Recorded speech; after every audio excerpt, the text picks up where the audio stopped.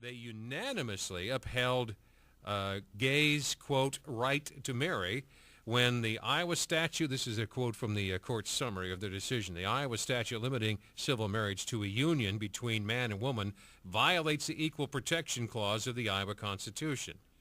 Well, Mr. Vander Plaats has joined us here in the studio. Good morning, sir. You're a fellow that wants to be governor. Well, good morning, Jan, and I wish I was having a better morning. And I left Sioux City this morning about 4:30 so that I would be at the Supreme Court when the ruling was let known and be out there with a bunch of supporters. It's a sad day for Iowa. It really is. And I think this is what happens when you have the absence of leadership. We passed the Defense of Marriage Act back in 1998. It was overwhelming, had bipartisan support. It represented the feelings of the people of Iowa, that marriage is between a man and a woman. 2005, Danny Carroll in the State House championed to make it a marriage amendment, clearly defining the Constitution, one man, one woman marriage. It failed to get brought up in the Senate. Again, we didn't have leadership in the Senate. His own party shot His that own down. party shot it down. And that's what I'm saying. When you have absence of leadership, this stuff happens. And now with Governor Culver and the legislative leaders today saying, we're just going to let the courts decide, even though we believe marriage is between a man and a woman, we're going to let the courts decide. We'll let the courts decide. Well, the courts decided today. And I believe all of Iowa is going to get a wake-up call today in saying that this is not who we are. This is not what we're about. We believe strongly that marriage is between one man, one woman. This isn't about discriminating against any kind of class of people.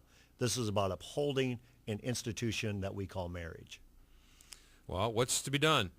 Well, what's to be done is I believe in, I think right now the legislature has to take this issue up and say we're going to put this in process to get now to the people so the people can vote on if you want to amend the Constitution to clearly define marriage between one man, one woman. The sorry part of that is it's a reactive approach now. You've had a Supreme Court ruling. Iowa is going to become a haven for gay marriage. It will be a fly-in territory for people to get married here in Iowa. That would happen a couple of months from now. The clerks of court, all the paperwork has to get out there. There's going to be a time lag involved here. The administration has already said, hey, it's not likely the legislature will change its rules and reconvene and reopen the legislative process to in fact, Senator Gronstal was poo-pooing this idea of making this a legislative priority in this session yesterday. I don't believe there's any other more important issue right now that the legislature has to deal with. Yes, they have a budget that they need. That budget's a mess the way it is. Federal deductibility, stop messing with it, and let's get to what does marriage mean in the state of Iowa. And if you need to address it this session yet, which I believe they need to do, if they need to call a special session to put in process to start moving this thing along so we can get it on the ballot as quickly as possible, I believe they need to do that. But I believe Governor Culver needs to show leadership here. I believe Senator Gronstal and Speaker of the House Murphy need to show leadership here and say, we're going to address this issue head on. If they don't, I believe 2010, it's going to be a complete changeover in leadership at the governor's office and in both chambers. And I'm not saying that because I'm going to be a political candidate for governor. I believe the people of Iowa are saying enough is enough. You think so? I really believe that, Jan. Why? What makes you think? In the last 6 weeks, more than the last 6 years, people have talked to me more and more about the loss of freedom and about instead of it being a government of the people, by the people, and for the people, it's government taking control. They see it at the national level. Congressman King was just on talking about that. We can fire CEOs today. They're saying enough is enough. I believe now with the Supreme Court saying, hey, we didn't just say we can have gay marriage in Iowa. We created a whole nother class in one foul swoop, unanimous decision. I think Did that surprise you, by the way, that the Iowa Supreme Court would not even serve up a split decision on this? It surprised me that I really did. I believed that it would be at least a split decision. I thought it would be maybe 4-3. Yeah, I was fearful that they would uphold Judge Hanson's ruling. And And so I was a bit prepared for that. But to say that it's a unanimous decision, and when you read the brief here, it's way more than being a unanimous decision. They're saying this is akin to slavery. This is akin to women's suffrage. That's why we need to have gay marriage in Iowa. They bought the whole thing hook, line, and sinker. Yeah, they went way beyond their limits.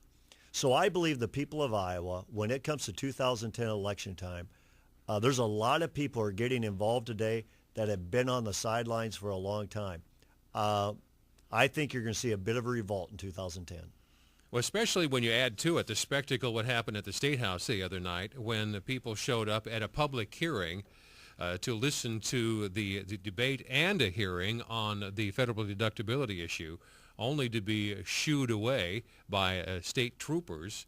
I'm not too thrilled with some of the behavior that went on from the gallery, but that was the spectacle of what happened there, having citizens and taxpayers who inconvenienced themselves to travel from all over the state to express displeasure over what they perceived to be a huge tax increase with some deceptive language.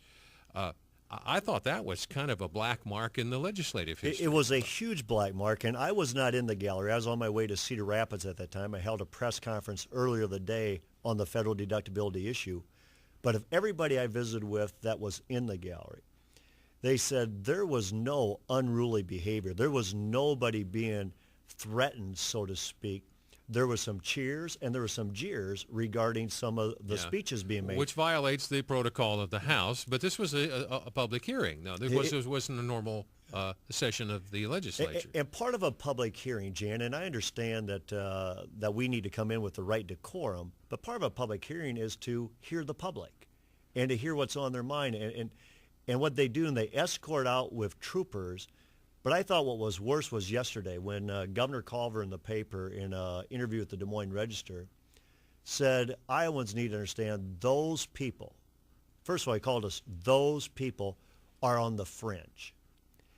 And I'm thinking, on the fringe? Well, who is he referring to? He's referring to Iowans who want tax relief, and because we want tax relief, that they're on the fringe. They're not in the mainstream. Wow, I didn't hear that one. Yeah, and I believe Governor Culver is out of step here, because I live in a neighborhood with probably 30 other neighbors, Democrats, Independents, Republicans alike.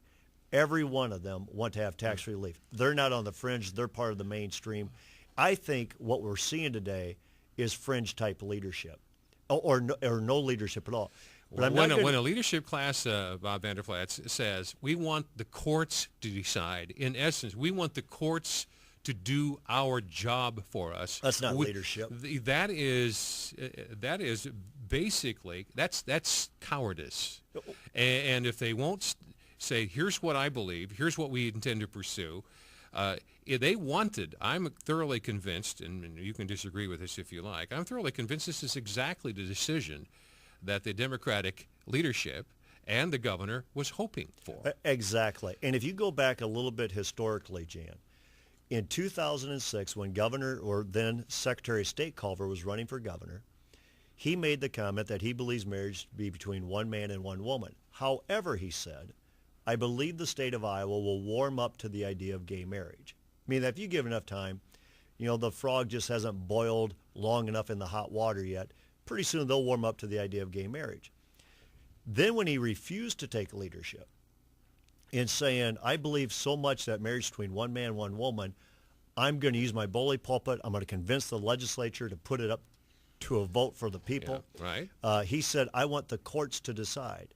Well, now the courts have decided.